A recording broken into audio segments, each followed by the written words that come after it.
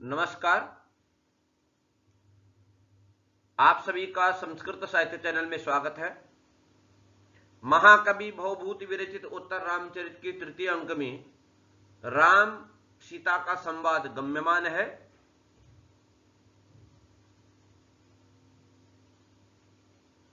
वासंती ने राम को याद दिलाई थी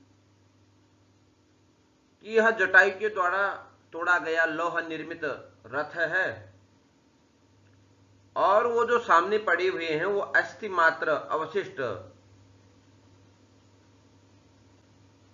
खरदूषण के कंकाल शेष हैं और जो रथ को ढोते थे ऐसे गधे उनके कंकाल शेष हैं।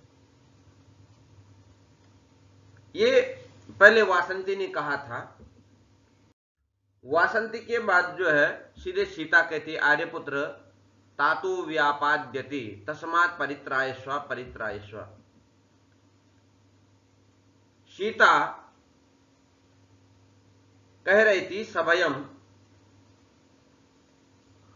भय के साथ आर्यपुत्र तातु व्यापाद्यते। अरे आर्यपुत्र, पिता जटायु मारे जा रहे हैं, इसलिए बचाइए बचाइए। और मैं भी अपहृत हो रही हूं, इसलिए मेरे को भी बचाए। अहम अपि अपह्रियते, अहम अपि अपह्रियते, अहम अपि अपह्रिये, मैं भी अपहृत हो रही हूं। राम कहते सवेगम उत्थाया, वेग पूर्वक उठते हैं आप तात प्राण सीतापहारिन लंकापते क्व यासिसी। राम अभिनय करते हुए वेग के साथ उठते हैं और रावण को कहते अरे पापी, पिता जटायु के प्राण और सीता का अपहरण करने वाला रावण तू कहां जाएगा।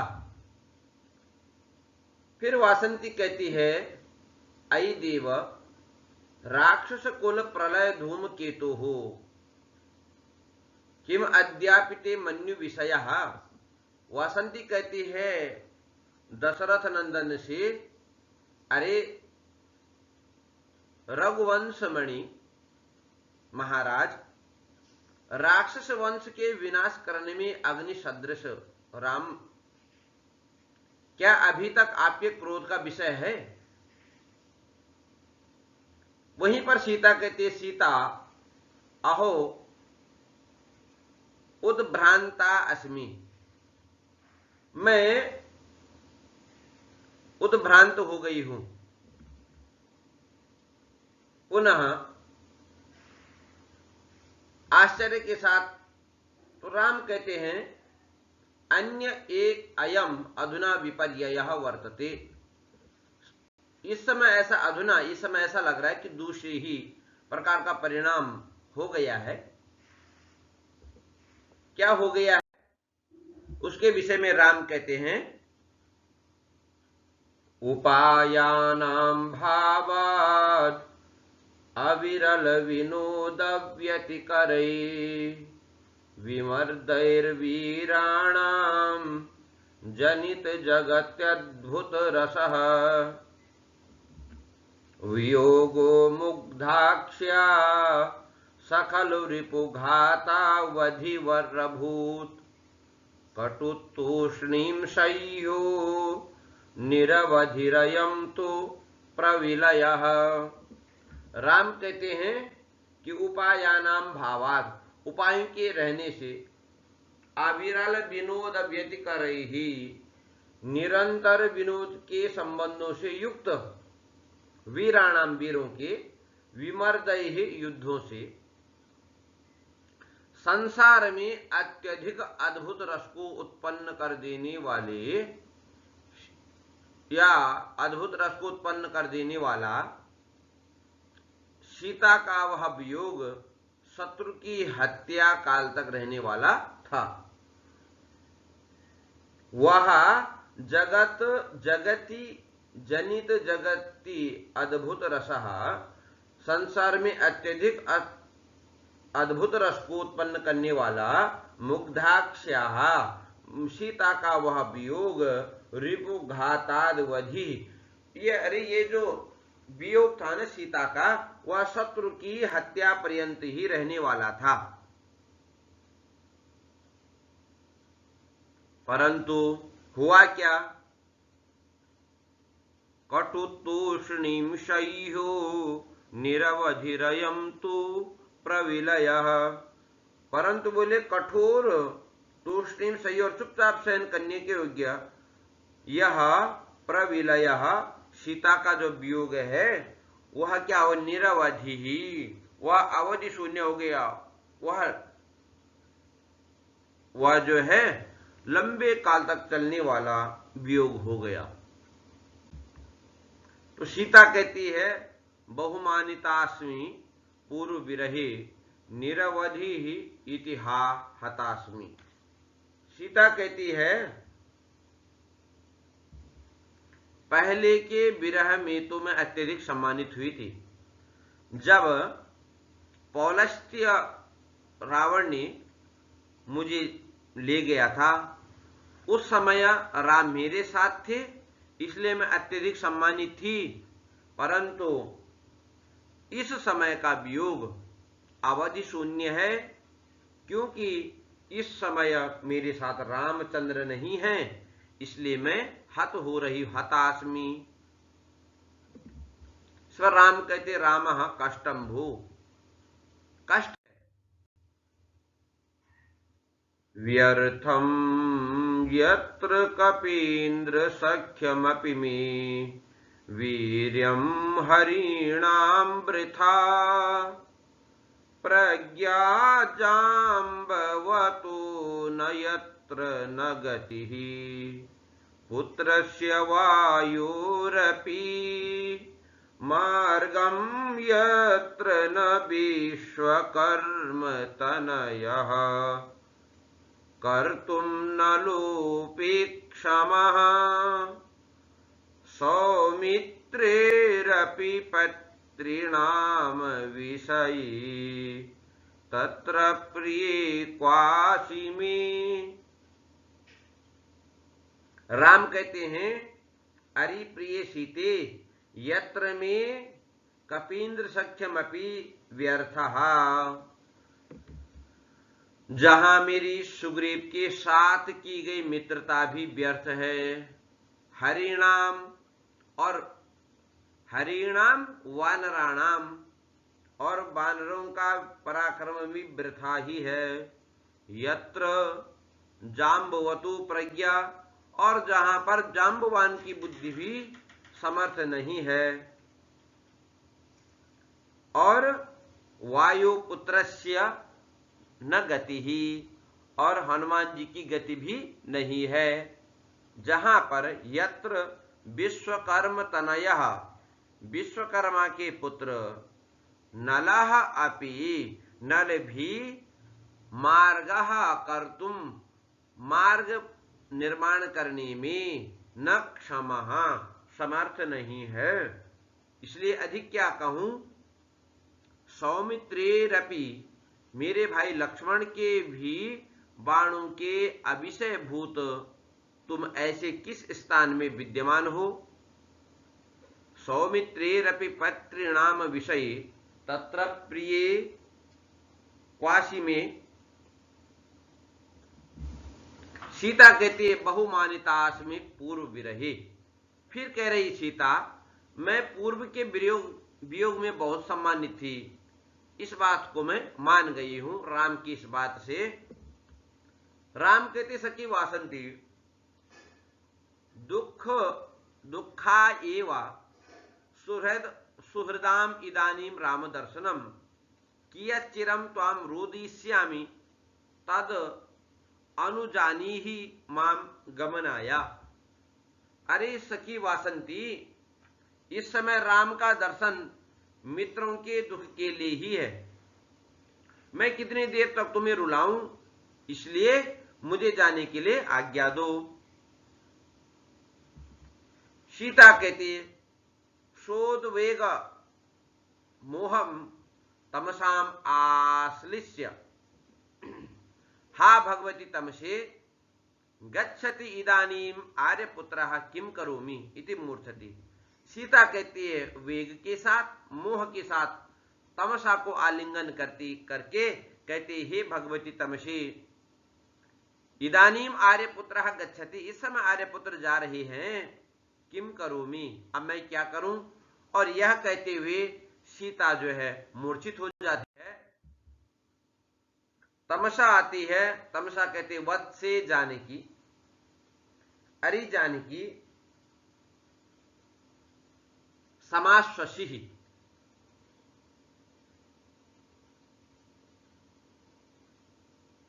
विधि ही तावद अनुकूलो भविष्यति, विधाता तुम्हारे अनुकूल होंगे, तदा आयुष्मतो कुशल वयोर वर्षम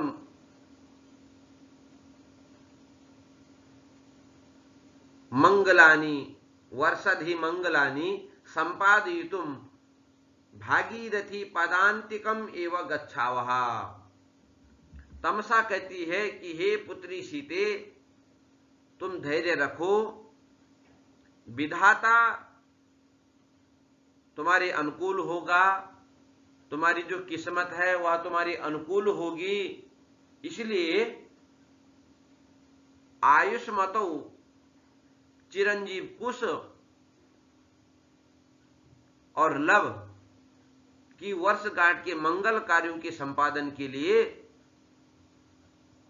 भागीरथी पदांतिकम एवं गच्छावः, हमारे को भगवती भागीरथी के चरणों के समीप चलना चाहिए। सीता कहती है भगवती प्रसीद क्षण मात्रम अपि दुर्लभ दर्शनम पश्यामि। अरे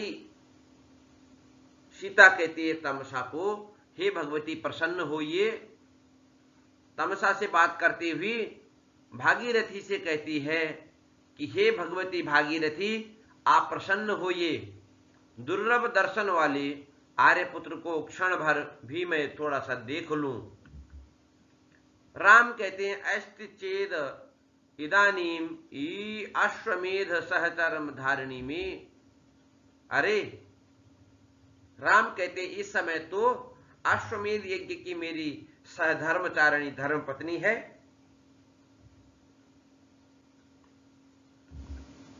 सीता कहती है साक्षेपम, आर्यपुत्र का, सीता जो है आक्षेप के साथ कहती है राम से कि अरे आर्यपुत्र वह कौन है, सहधर्मचारिणी कौन है। तो वासंती राम से कहती है परिणीतमपि किम, क्या सीता निर्वासन के बाद आपने क्या विवाह कर लिया है। राम कहते नहीं नहीं, हिरण्यमयी सीता प्रतिकृति ही। अरे वासंती, मैंने विवाह नहीं किया, क्योंकि अश्वमेध यज्ञ में मेरी जो सहधर्मचारिणी है वह तो स्वर्ण निर्मित सीता की मूर्ति है।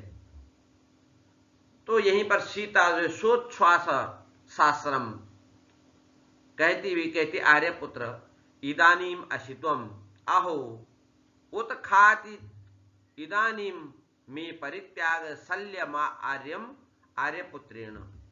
ठीक है, उच्छ्वास के साथ आंसू से भर करके सीता कहती है अरे आर्यपुत्र, आप सचमुच आर्यपुत्र हो, दशरथ नंदन हो, क्योंकि इस समय मेरे परित्याग रूपी शल्य को आर्यपुत्र ने उखाड़ लिया है। फिर राम कहते हैं तत्रापि तावद वाष्पदिग्धम चक्षुर विनोदयामी। उस सीता की मूर्ति में ही अश्रु परिपूर्ण नेत्रों को बहलाऊंगा। सीता कहती है धन्या खलुसा या एवं आर्यपुत्रेण बहुमन्यते, एवं आर्यपुत्रः विनोदयन्ति आशा बंधनम खलु जाता जीवलोकस्य। सीता कहती है वह मेरी मूर्ति धन्य है जो कि आर्यपुत्र के द्वारा इस प्रकार से सम्मानित हो रही है। इस प्रकार के आर्यपुत्र का मनोविनोद करती हुई मनुष्य लोक की आशा की रक्षा करने वाली हो गई। तमसा कहती सस्मितम स्नेहार्द्रम परिसज्य अयवत्से एवं आत्मा स्तूयते। तमसा जो है थोड़ा सा मंद मुस्कुराहट के साथ स्नेहपूर्ण आर्द्र भाव के साथ सीता का आलिंगन करती हुई कहती है, अरे पुत्री, तुम इस तरह अपनी प्रशंसा कर रही हो। सीता कहती है सलज्जम, लज्जा के साथ, परिहासितास्मि भगवत्या, अरे भगवती तमसा, क्या तुम मेरी हंसी कर रही हो क्या? वासंती कहती है महान अयम व्यतिकरोस्माकं प्रसादः गमनम प्रति यथा कार्य हानिर न भवति तथा कार्यम। आपका, वासंती रामसी कह रही है कि आपका यहां आगमन हमारे ऊपर महान अनुग्रह है। प्रस्थान के लिए जिस तरह कार्य में हानि न हो, आपको ऐसा कार्य करना चाहिए।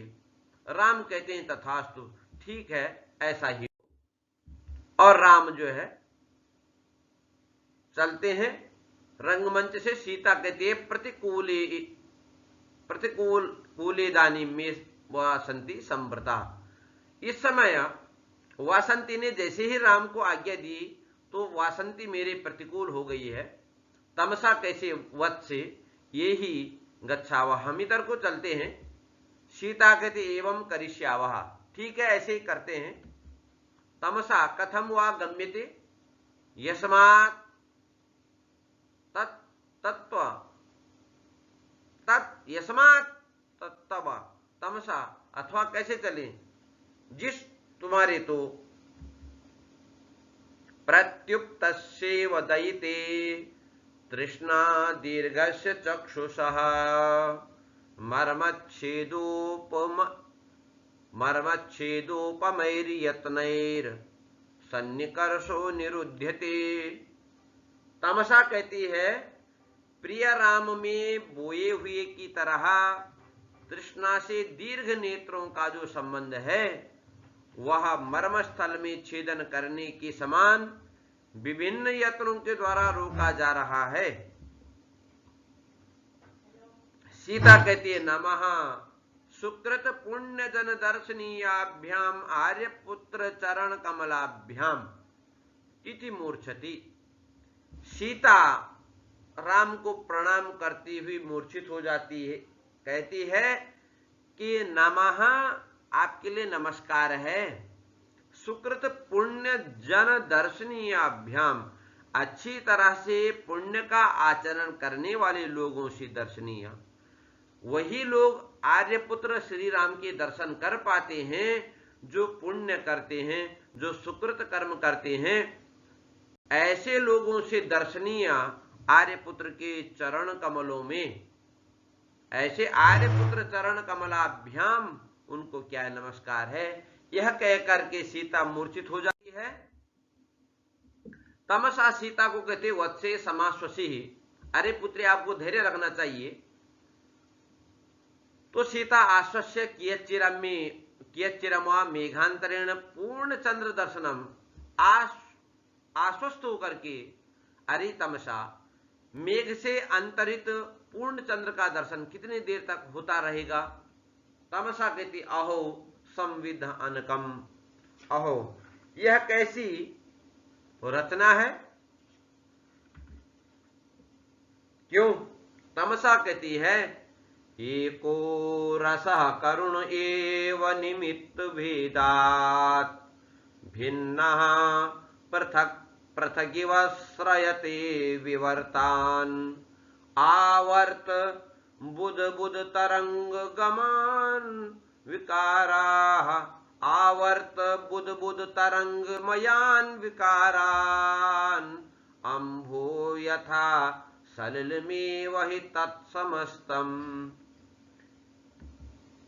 तमसा कहती है कि एको रसः करुण एव निमित्त भेदात, एक करुण रस ही निमित्त के भेदों से, अर्थात निमित्त मतलब कारण के भेद से, प्रतिपादक हेतुओं के भेद से भिन्न भिन्न पृथक पृथक इव आश्रयते, पृथक पृथक इव श्रयते विवर्तान, विलक्षण होकर के अलग अलग से प्रतीत होने वाले मिथ्या प्रतिभासों का परिणाम बनता है, या विवर्त बनता है, परिणाम बनता है, का परिणामों का आश्रय बनता है। जैसे यथा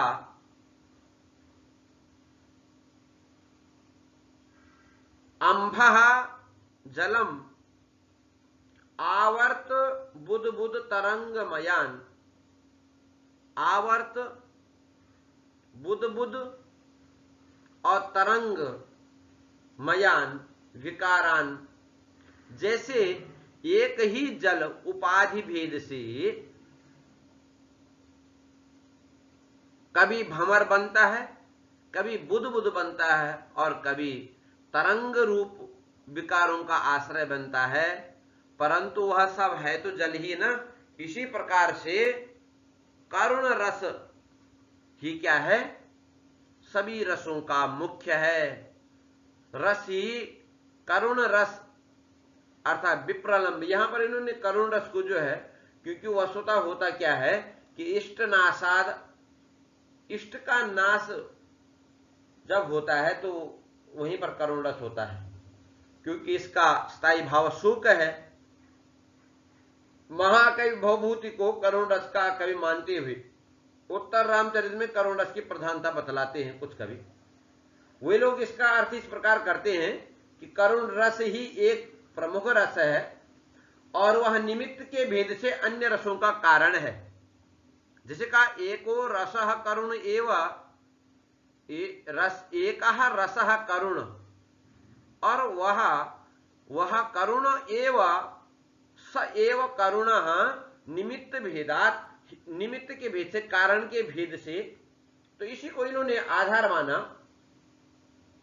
वह निमित्त के भेद से अन्य रसों का कारण है, परंतु बोले करुण रस ही अन्य रसों का कारण है। यह बात न तो किसी अन्य समीक्षा शास्त्रियों ने कही और न भवभूति ने कहीं भी इसकी चर्चा की है।